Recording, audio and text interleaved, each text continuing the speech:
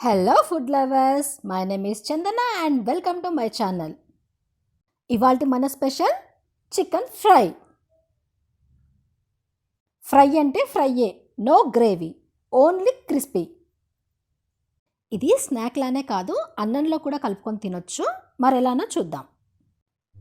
First నేను stove మీద frying pan పెట్టుకొని అందులో 50 గ్రామ్స్ ఆయిల్ పోసుకుంటున్నాను.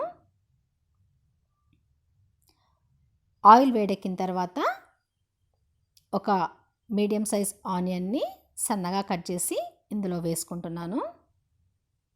తర్వాత నేను వెంటనే అల్లం వెల్లుల్లి పేస్ట్ 1 స్పూను, తర్వాత పసుపు 1/2 టేబుల్ స్పూన్ వేసి కలుపుకుంటున్నాను.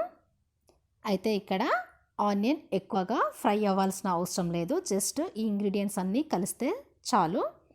తర్వాత వెంటనే నేను ఫ్రెష్ చికెన్ ఒక 1/2 కేజీ సాల్ట్ వాటర్లో వేసి కడిగి వేసుకుంటున్నాను.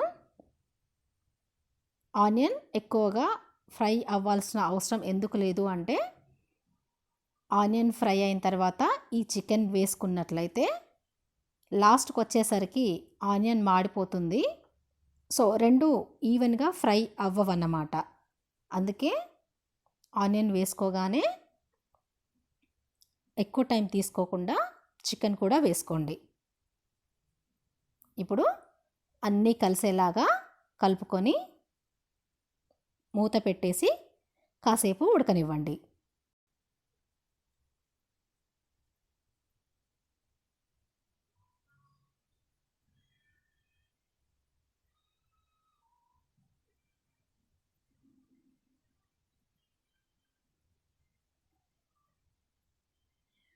ఇక్కడ మీరు గమనించినట్లయితే వాటర్ మనకు ఆనియన్ ఇంకా అల్లం వెల్లుల్లి పేస్ట్ పసుపు కలిసిన ఇంగ్రీడియంట్స్ అన్నీ కలిసి ఒక గ్రేవీలా తయారవుతుంది.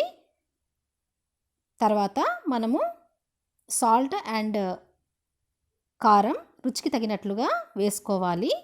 అయితే ఈ గ్రేవీ అయితే ఏదైతే ఇందులో వచ్చిందో మనకు అది ఇంకిపోయే వరకు ఇలా కలుపుకుంటూనే ఉండాలి.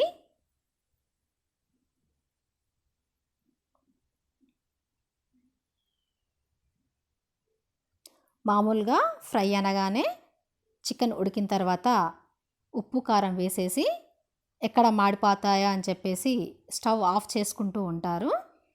యాక్చువల్లీ ఉప్పు కారం వేసిన తర్వాత కూడా లో ఫ్లేమ్లో స్టవ్ పెట్టుకొని ఇలా మనం కాసేపు ఫ్రై చేసుకుంటూనే ఉండాలి, ఒక 15 మినిట్స్ పాటు.